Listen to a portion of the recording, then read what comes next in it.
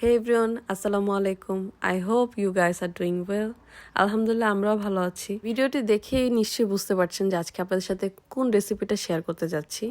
জি হ্যাঁ, আমি আপনাদের সাথে আজকে আমার তৈরি করা একটি পাস্তা রেসিপি শেয়ার করব। আমার রেসিপি বলছি এই কারণে এই পাস্তাটা আমি একটু ডিফারেন্ট ওয়েতে রান্না করব। ফ্রেঞ্চ বলছি এই কারণে যে আমি এই পাস্তাটা white sauce pasta and red sauce pasta like tomato pasta দুটো মিক্সড আপ করে রান্না করব। সো চলুন দেখা যাক আমার পাস্তাটা আমি কীভাবে রান্না করি।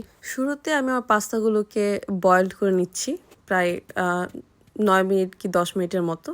বয়েল শেষে আমি বাগার দিতে চলে গেলাম। শুরুতে আমি প্রথমে কিছু পেঁয়াজ ভেজে নিয়েছিলাম, এরপরে কিছু সবজি অ্যাড করেছি, যেটা আপনার পছন্দ সেই সবজি আপনি অ্যাড করতে পারেন। আমি এখানে বরবটি, গাজর, ফুলকপি অ্যাড করেছিলাম এবং একটা ডিম ফেটিয়ে ওটা হচ্ছে আপনার মিক্সড আপ করে নিচ্ছিলাম সবজির সাথে।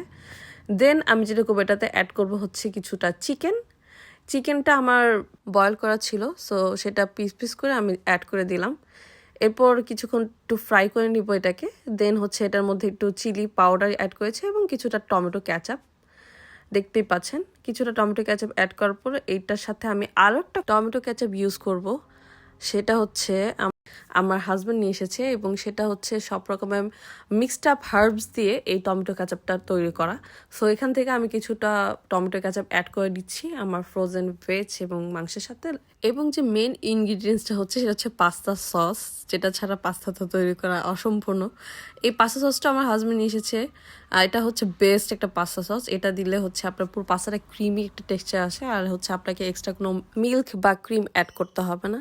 দেন হচ্ছে আমি কিছুটা চিলি ফ্লেক্স অ্যাড করে নিচ্ছি, কারণ আমার ঝাল খেতে খুবই ভালো লাগে, আমি ঝাল প্রেমী মানুষ। এই তো আবার গোলমরিচের গুঁড়া এখানে অ্যাড করছি কিছুটা। ওই যে আগে বলেছি আমার ঝাল খুবই ভালো লাগে খেতে। সো পাস্তাটাতে যদি ঝাল না হয়, স্পাইস না হয়, তাহলে তো জমে না। সো কিছুটা লবণ অ্যাড করে নিলাম। এরপর সব কিছু একটু হালকা মিক্সড আপ করে নিচ্ছি। এই পর্যায়ে আপনি এসে এখানে পাস্তাটা আপনার অ্যাড করতে পারেন এই সবজিটা মিক্সড করার পর। এই তো আমি পাস্তাটা অ্যাড করে দিয়েছি। পাস্তাটাতে একটু সস আর পাস্তার সসটা একটু কম হয়েছিল, তাই টমেটো ক্যাচাপ আর সস আমি দুইটা আবার একটু দিয়ে দিয়েছি এবং আবার একসাথে হালকা মিক্সড আপ করে নিচ্ছি। সো এই তো আমার পাস্তাটা রেডি। অ্যাক্সিডেন্টলি আমি একটা ক্লিপ এখানে মিস করে ফেলেছি, সেটা হচ্ছে আমার এখানে আমি চিজ অ্যাড করেছিলাম, গ্রেটেড চিজ, যেটা এখানে আমি নিতে পারিনি, শটটা সামহাও রেকর্ড হয়নি। সো এই তো আমার পাস্তাটা রেডি। লাস্ট আপনার একটা চিজ মিক্সড করে দিবেন, তাহলে ওটা আরও বেশি খেতে ভালো লাগবে। এই তো আমার full and final pasta looks. It was so delicious, you can try it. So thanks for watching. আল্লাহ হাফেজ।